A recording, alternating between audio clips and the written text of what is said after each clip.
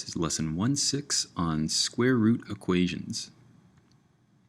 So our square root equations are going to be equations that involve square root terms. Now, generally the easiest way to get rid of these square root terms are to get them by themselves on one side of an equation and then square both sides of the equation. Because the inverse of a square root is to square.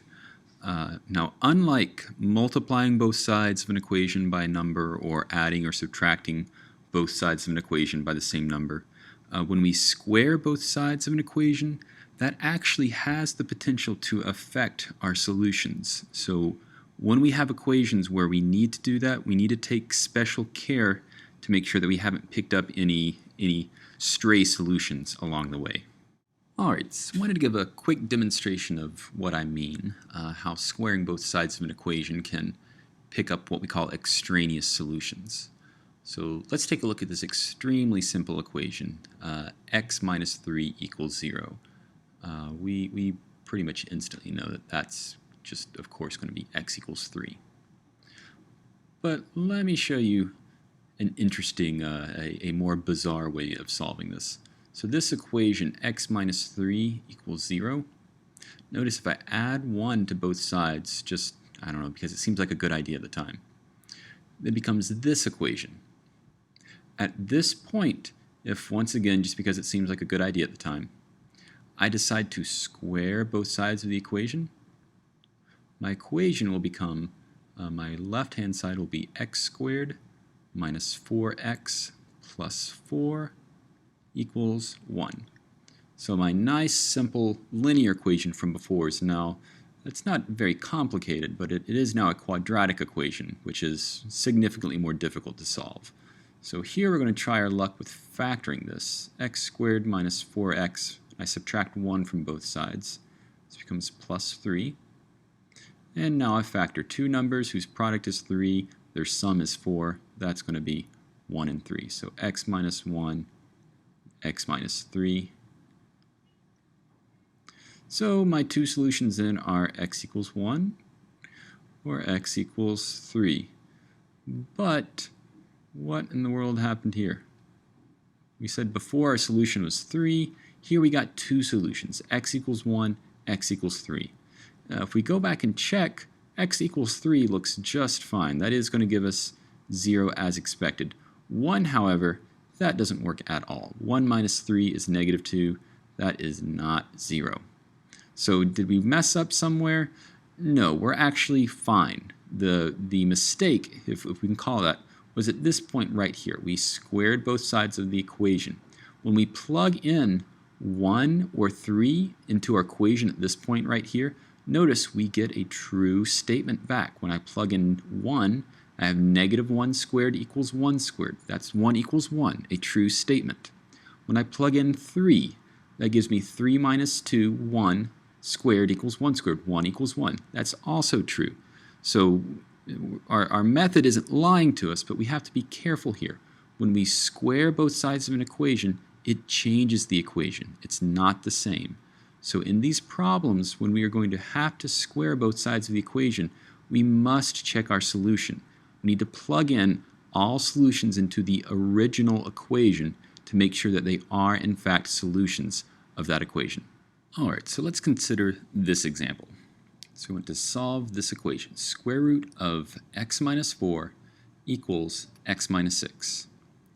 So notice that we have this square root all by itself on one side of the equation. If we run into other square root problems other than what we'll see in our drill problems, I have these set up for you already so that the square root is by itself on one side of the equation. But if you run into a different problem where that is not the case, that is the first thing you need to do. You need to get one of the square roots, because you could have more than one, get one completely by itself on one side of the equation, and then square both sides. So we're going to take what we have written here, square root of x minus 4 equals x minus 6. We're going to square both sides completely. So notice I've squared the whole x minus 6. I'm not simply squaring x squared and 6 squared separately. Altogether, I must treat it as a binomial. All right, on the left-hand side, that should be simple. When we square a square root, they cancel, so we're left with just x minus 4. On the right-hand side, I'm squaring a binomial. If you don't know how to square a binomial quickly, let me recommend you learn how to do it. The way you do it is take the first term, square it. So x squared is x squared. Next, take both terms, multiply them together, then double it. So x times negative 6, that's negative 6x. Double it, that's negative 12x. And then finally, you square the last term. Negative 6, that's going to be plus 36. So when you square a binomial, the only term that could be negative is this middle term. The first and the last term should be positive as long as we're working with real numbers here, and we almost certainly will be for this class. Okay, notice I now have a quadratic equation, so I need to get everything all together. Hopefully I can factor it. If not, then I'm going to have to use my quadratic formula. So if I bring everything over to the right-hand side, that would look like x squared minus 12x. I'm going to subtract an x, so it's going to become minus 13x. I'm going to add a 4 to bring it over to the right-hand side. So 36 plus 4, that will be 40. So that's what my right-hand side would look like if I moved x minus 4 over to the right-hand side. But for whatever reason, I've been ingrained to put your 0 on the right-hand side. So all I've done here is I've flipped the sides. If this confuses you, you are more than welcome to, of course, write it like this. We have not changed anything. I've just changed which side the 0 is on. Okay, let's see here. So two numbers whose product is 40 and whose sum is 13. I believe that's going to be 8 and 5. So x minus 5, parentheses, times x minus 8 equals 0. So our two solutions are x equals 5 and x equals 8. Now we need to check each of these. One of them, possibly both of them, are imposters. So let's plug them in real quick. So square root of 5 minus 4 equals 5 minus 6. So that's going to give me square root of 1. So 1 equals negative 1. That's no good. So this is not a solution. Let's check our other solution. Square root of 8 minus 4 equals 8 minus 6. So 8 minus 4, that's 4. Square root of 4 is 2. 8 minus 6 is 2. So this is okay. X equals 8 is our only solution here. All right, let's look at one more example. So square root of 39 minus 5x equals x minus 5. So let's try to run through this one a little bit more quickly. So we know that we're going to need to square both sides of our equation. So we're going to square the square root of 39 minus 5x. And we're going to we're going to take the square of x minus 5. So on the left-hand side, we have 39 minus 5x.